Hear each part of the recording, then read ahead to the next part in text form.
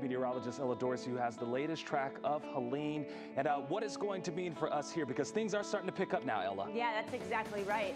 Hey guys, if we could switch over to Max 2 producers, great. Hey, we have a whole team of meteorologists here. We've been here overnight. The newsroom is fully staffed, guys. We have the latest information for you. We're going to ride with you through this entire storm. Things are going to get worse here in the coming hours, okay? I want to start you out with where Helene made landfall. It made landfall just after 11 p.m. last night as a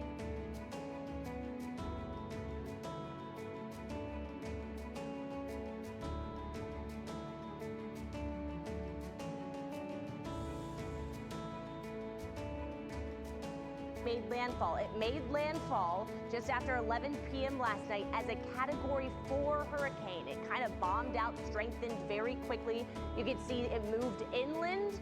It is now crossing Valdosta. It weakened from a Category 2, now currently a Category 1 hurricane, and it is sitting just to the north of Valdosta right now. So let's zoom in, show you where it is. South Georgia is getting hit right now with the worst conditions. This hurricane still has winds of 90 miles per hour, and Courtney is going to break down the hour-by-hour forecast for you. I want to go through the current tropical storm warnings, though. We're all under a tropical storm warning. Again, what that means is the entire area could experience and is very likely to experience. There is a huge tree that is across the street, and the street's closed off because of that. After we went live, a neighbor contacted me and said, that's my neighborhood. That tree came down right around 8, 9 o'clock last night. And in the process, it's actually 2 trees, came down. In the process, it took out some power lines. So that's why the power is out in that neighborhood. She lives right around the corner. She said that her power is on, but her neighbors are not. She says, only starting to see pick up. And because we're bridge, so no doubt, bridges like this one right here that are submerged because of flooding, they are likely going to have to be inspected before they can even reopen them. The other issue that we're noticing on the roads is that it's a bit windy. It's still raining out here, so there is significant pooling on the road and flooding on the road like you're seeing right here. And then we've been noticing a lot of trees that have come down. The ground is super saturated. We have gotten so much rain, and when that happens, the trees that we have specifically in Metro Atlanta, we love our trees in Metro Atlanta. We are a city in the forest of the street right here. So traffic is being diverted around this. It's a problem in this area specifically because a lot of people who need to get onto 85 coming from Lilburn, this is their route each and every morning. The good news though is that a lot of people have stayed home and they are not on the streets. And that's one thing we also noticed when we were driving up here on 85. 85 is pretty quiet right now, and that's a good thing, guys. It is, especially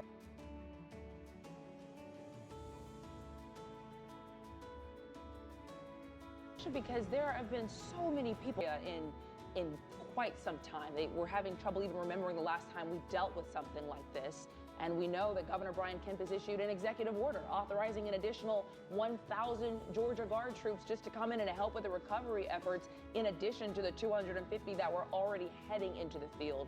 It has just been a treacherous morning. And we can tell you, one of those swift water rescues, I was listening in earlier as the battalion chief was talking about it.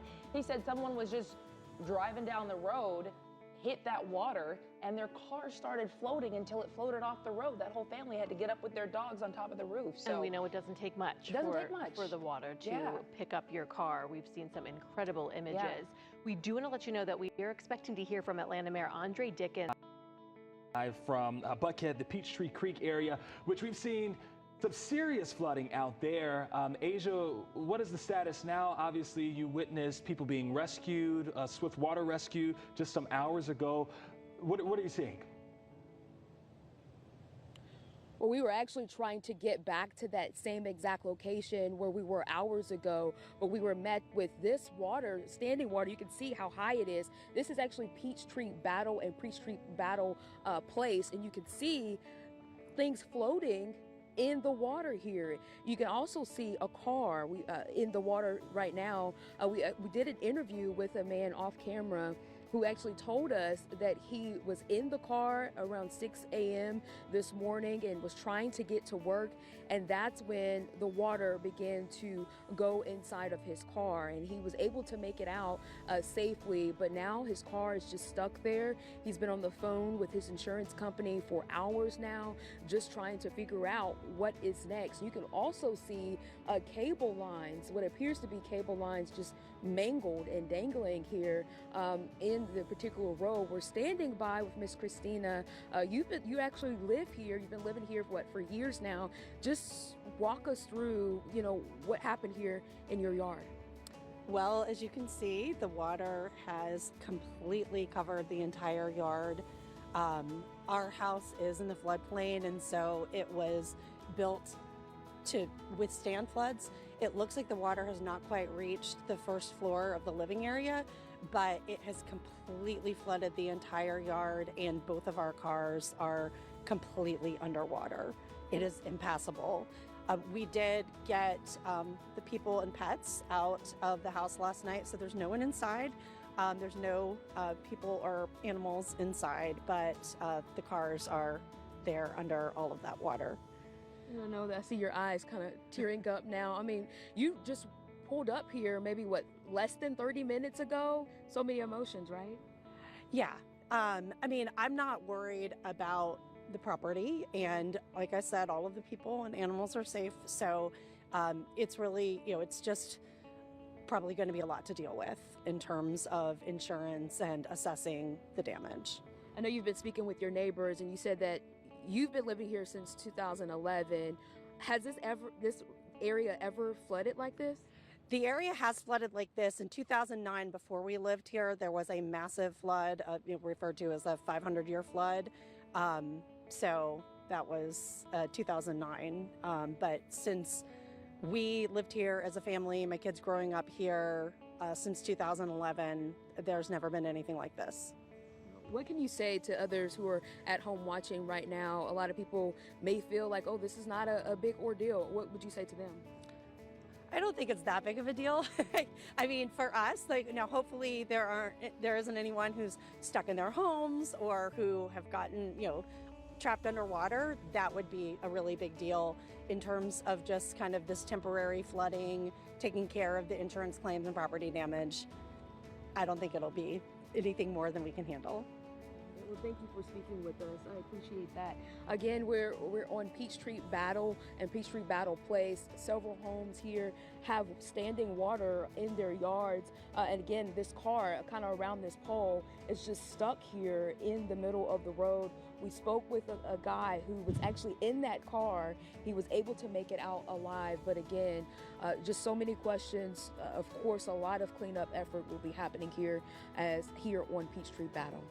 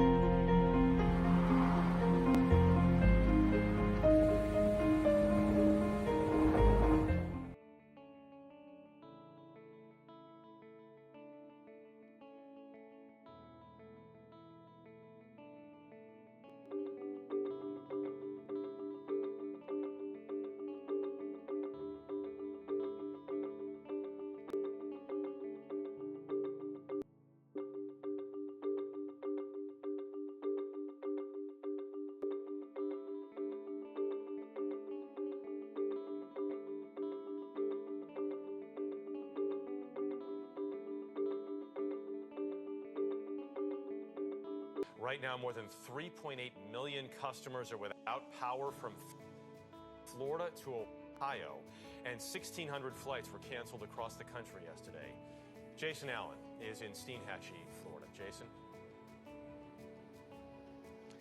Jeff, good morning. The homes you see behind me, these were built about 10 feet above sea level, and still the surge here and the wind are enough to tear them apart. And these were just the first homes hit as this storm continued its trek across the southeast part of the country. With 140-mile-per-hour winds pushing a life-threatening storm surge. Oh my goodness. Oh my goodness. And dropping intense rains, Helene roared ashore as a Category 4 hurricane. In Tennessee, National Guard helicopters spent hours airlifting more than 50 people, including some patients, off the roof of a hospital where they had been trapped by floodwater. Rescues have been made, attempts have been made. Some people are stranded on the roofs of their homes and places like that. Intense flooding was strong enough to wash away cars in North Carolina, where swiftwater teams carried out more than 100 rescues. Meanwhile, it was neighbors who jumped in to rescue each other in Georgia, including 83-year-old Sam Oney. Wouldn't long, that I would somehow escape it, but I did not. So my neighbors came in and I owe a lot to them. When it was safe enough to come back outside in cities Helene first passed over in Florida, people were stunned by the storm's strength. It's just sad the whole building's gone. Roy's Restaurant was where people in Steinhatchee celebrated birthdays and went out for dinner on weekends. But Helene's wind and storm surge pushed it off its foundation. I'll be surprised if everybody rebuilds. Just because it's too many times, too much? Yes, sir.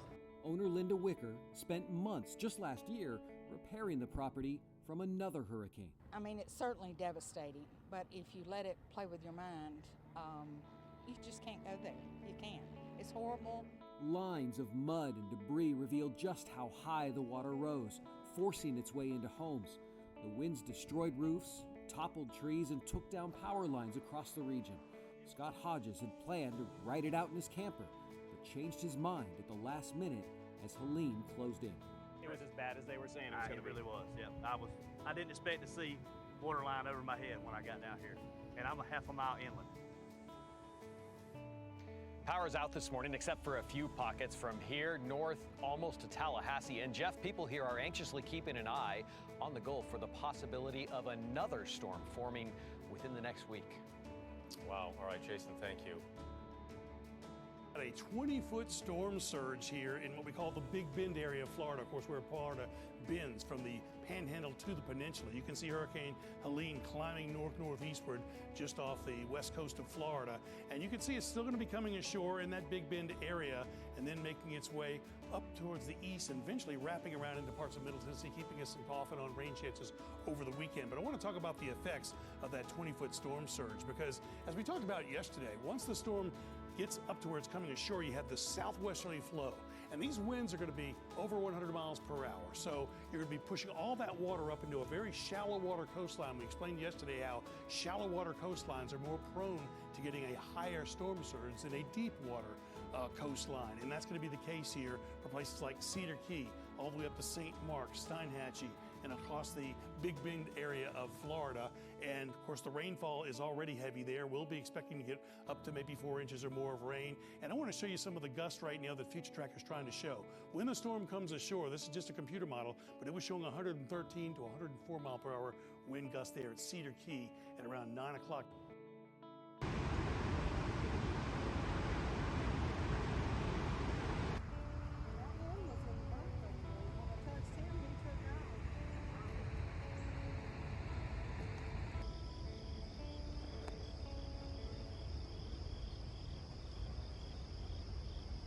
The early 2000s, they were back-to-back hurricanes that hit. They come up through the Gulf Stream. Of course, that's when we get the rain. I've crossed this actual bridge and water be bumping the bottom. But as you can see, the main current took over and washed this road out. I was born and raised just right up the road at Sunnyview. I live in Green Creek now. I'm trying to get to my 91-year-old grandmother, just make sure she's okay. My father lives up here. His wife's out of town in Colorado now, so it's just kind of, there's no cell service. I can't. And then another thing too is I got a daughter at Western Carolina and a daughter at Mars Hill, and I have not talked to them since 10 o'clock yesterday. So Dad's getting a little excited.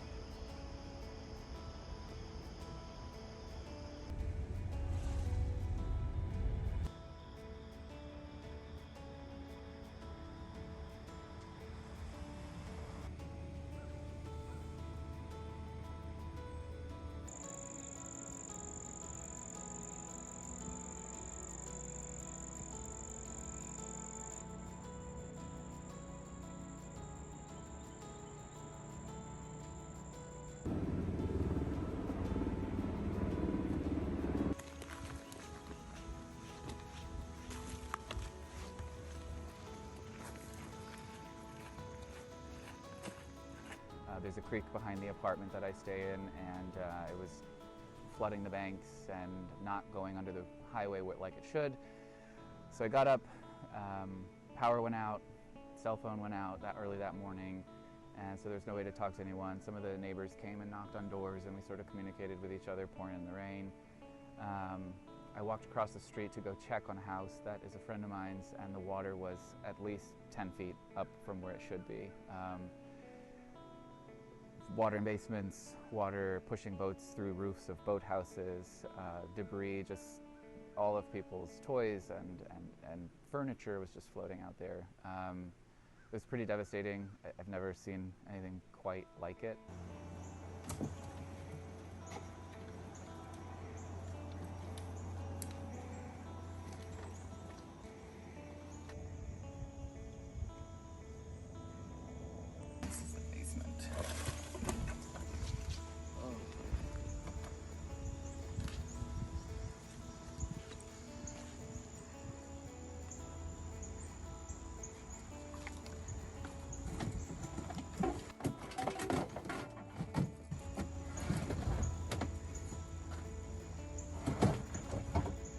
I don't think I or anyone else living here expected to see what we saw, the devastation that we saw, except for those, I'm sure, who are close to the rushing water.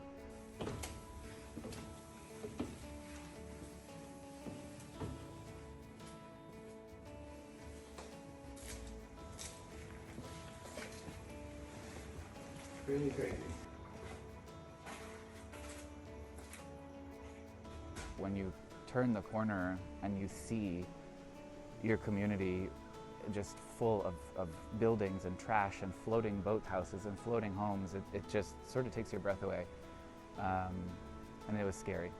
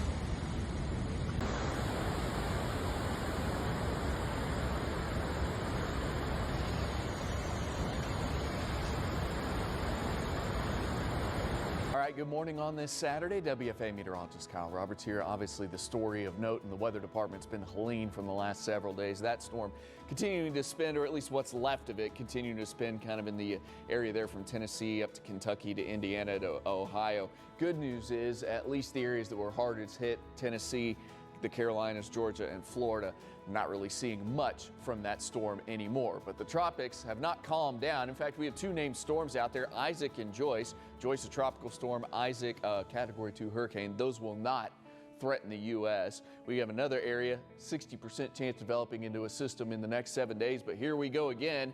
Look at down into the southern portion of the Caribbean, eventually up into the Gulf.